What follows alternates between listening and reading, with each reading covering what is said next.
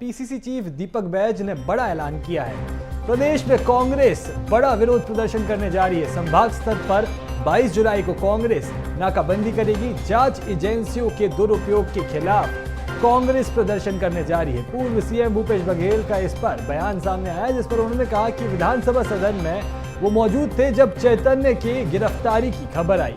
10 मार्च को आखिरी red ED के द्वारा की गई थी, जिसके बाद किसी भी प्रकार की जानकारी दिए बिना सीधे गिरफ्तार किया गया है चैतन्य को। कल सदन की कार्रवाई का बहिष्कार कर सभी विधायक कोर्ट भी पहुंचे। कांग्रेस पार्टी का धन्यवाद करता हूं।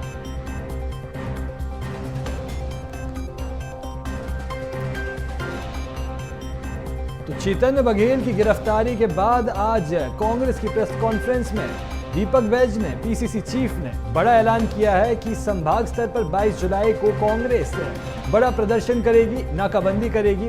जांच एजेंसियों के दुरुपयोग के खिलाफ प्रदर्शन किया जाएगा। ऐसी प्रेस कॉन्फ्रेंस में सीएम भूपेश बघेल ने बयान दिया है कि विधानसभा सदन में वो मौजूद थे जब चैतन्य की गिरफ्तारी की खबर आई। 10 मार्च के बाद ये रेड की या किसी भी प्रकार की नोटिस की जानकारी नहीं मिली थी। सदन में उस वक्त कार्रवाई का बहिष्कार किया जब चैतन्य की गिरफ्तारी की रिपोर्ट आई थी और कांग्रेस के विधायक कोर्ट पहुंचे। कांग्रेस पार्टी का पूर्व सीएम भूपेश बघेल धन्यवाद करते हैं।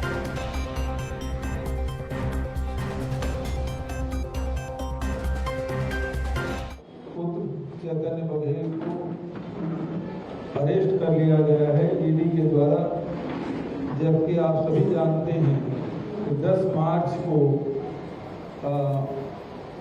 रेड पड़ा। उसके बाद 18 जुलाई था, तब तक कि एक बार न नोटिस दिया गया, न एक बार बुलाया गया, न कहीं पूछताछ की गई, सीधा कल गिरफ्तारी की गई। और इस बात को बहुत गंभीरता से लेते हुए विधायक दल ने तत्काल निर्णय लिया कि हम सब इस सदन का बहिष्कार करते हैं पूरे दिन भर की कार्रवाई का। ये नेता प्रतिपक्ष और सभी विधायक साथी ने किया। आने वाला 22 तारीख को पूरे संभाग स्तर में और पूरे प्रदेश में निश्चित रूप से छत्तीसगढ़ प्रदेश को बचाने के लिए, एक चंद उद्योगपतियों को लाभ पहुंचाने के लिए यहाँ पे ईडी, सीबीआई और सरकारी एजेंसियों का, सेंट्रल एजेंसियों का दुरुपयोग किया जा रहा है। इसके खिलाफ में कांग्रेस पार्टी 22 तारीख को पूरे प्रदेश स्तर में पांचों संभाग में आर्थिक नाकेबंदी करने का निर्णय लिया है। तो 22 जुलाई को छत्तीसगढ़ में कांग्रेस आर्थिक नाकाबंदी करने जा रही है। इस ऐलान पर सीएम विष्णुदेव साय का बयान सामने आया है, जिसमें वो कहते नजर आ रहे हैं कि ईडी केंद्रीय एजेंसी है, देश का प्रतिष्ठित संस्थान है। ईडी ने सोच समझकर कोई कार्रवाई की है। जो करना है उसके लिए कांग्रेस के लोग स्वतंत्र हैं। कांग्रेस तो जनता के लिए परेशानी खड़ी करती आई है।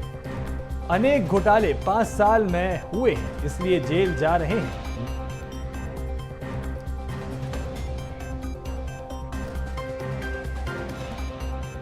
अब ये लोग तो परेशानी ही खड़ा कर रहे हैं जनता के लिए।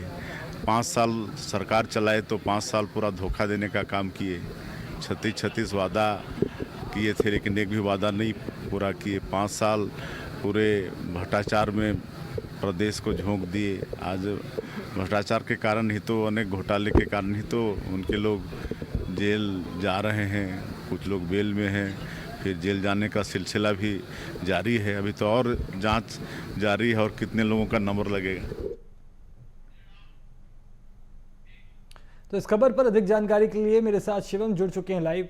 शिवम, 22 जुलाई को छत्तीसगढ़ में कांग्रेस आर्थिक नाकेबंदी करने जा रही है। ये पूरा मामला पूर्व सीएम भूपेश बघेल के बेटे चैतन्य कश्यप की गिरफ्तारी के बाद गरमाया। अब यहां वार पलटवार दोनों तरफ से देखने को मिल रहा है।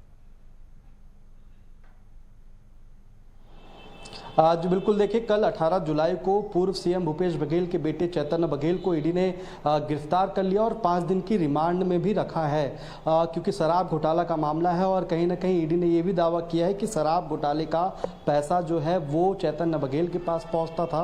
न सिर्फ मनी लॉन्ड्रिंग का आरोप चैतन्य बघेल के ऊपर लगा है, बल्कि मनी लेयरिंग का भी आरोप चैतन्य बघेल के ऊपर ईडी की तरफ से लगाया गया है। और इस पूरे बात को लेकर के, इस पूरे घटनाक्रम को लेकर के कल भी कांग्रेस ने प्रदर्शन किया था और आज बड़ी बैठक के बाद कांग्रेस ने यह ऐलान किया है कि 22 जुलाई को सभी संभागों में छत्तीसगढ़ के आर्थिक नाकेबंदी की जाएगी, चक्का जाम किया जाएगा और बड़ा विरोध प्रदर्शन ईडी के दुरुपयोग को लेकर के और जांच एजेंसी के दुरुपयोग को लेकर के किया जाएगा, जिसमें तमाम बड़े दिग्गज नेता मौजूद रहेंगे। अब इसी विषय को लेकर के छत्तीसगढ़ में सियासत भी खूब देखी जा रही है, खूब बयानों का वार पलटवार का दौर शुरू हो चुका है। एक तरफ कांग्रेस तमाम आरोप लगा रही है, लेकिन दूसरी तरफ मुख्यमंत्री विष्णुदेव साय का भी बयान सामने आया है, जिसमें मुख्यमंत्री विष्णुदेव साय ने सीधे ये संकेत दिए हैं कि आने वाले समय में और लोगों का नंबर लग सकता है, क्योंकि ईडी केंद्रीय एजेंसी है।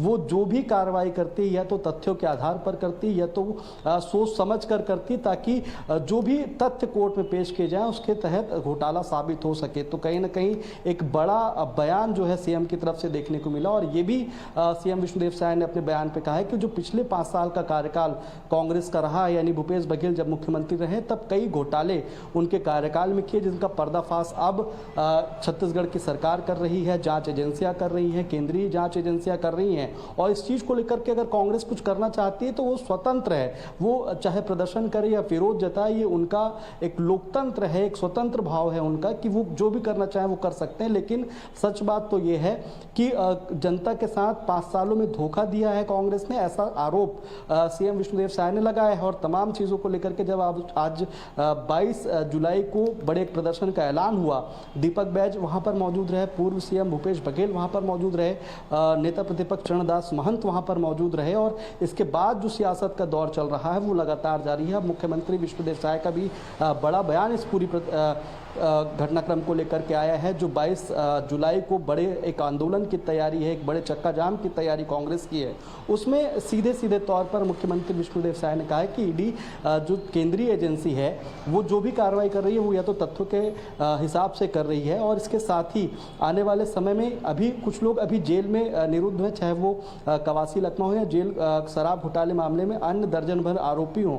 उसके साथ साथ अब चैतन्य बघेल भी कहीं ना कहीं ईडी के रिमांड पर हैं, अगले 5 दिन के लिए उनकी रिमांड के लिए उन्हें रखा गया है और उनसे पूछताछ लगातार जारी है। लेकिन और कितने लोगों का नंबर लगता है, क्योंकि तथ्य के हिसाब से कार्रवाई हो रही है। तो आने वाले समय में तथ्यों की अगर बात की जाए तो तथ्य तो हालांकि चैतन्य के खिलाफ सामने आए हैं, लेकिन एक इत्तेफाक भी हो रहा है यहाँ पर कि इससे पहले रेड पड़ी गई तो वो भूपेश बघेल के जन्मदिन पर पड़ी और उसके बाद जब इसके बाद चैतन्य का जन्मदिन था तब भी रेड देखने को मिली। तो क्या ये सिर्फ एक इत्तेफाक है?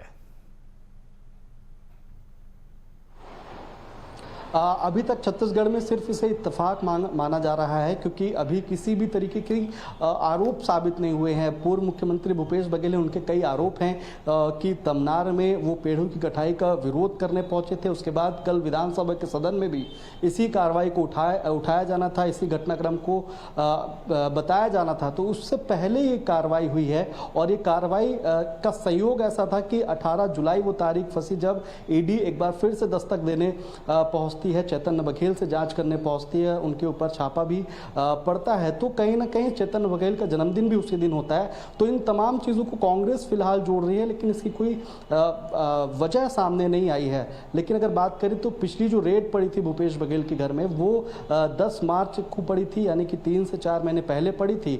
और साफ आरोप यह है कि कांग्रेस यही कह रही है कि उसके बाद से न तो किसी तरीके का समन्स उन्हें मिला है, न ही किसी तरीके का नोटिस उन्हें मिला है। आज जब कल भी कार्रवाई हुई, यानी कि 18 जुलाई को भी जब ईडी के अधिकारी पहुंचे थे तो वो सिर्फ सर्च वारंट लेकर के पहुंचे थे और उसके बाद गिरफ्तार करने की कार्रवाई हुई है। लेकिन तमाम ये आरोप पिछले लगभग 1.5 साल से देखे जा रहे हैं कि ईडी का दुरुपयोग केंद्र सरकार कर रही है। अब कांग्रेस का स्टैंड साफ है और ये आरोप जो है वो पुराने भी हो चुके हैं, लेकिन इस बार जो कार्रवाई हुई है वो भूपेश बघेल के बेटे पर हुई है।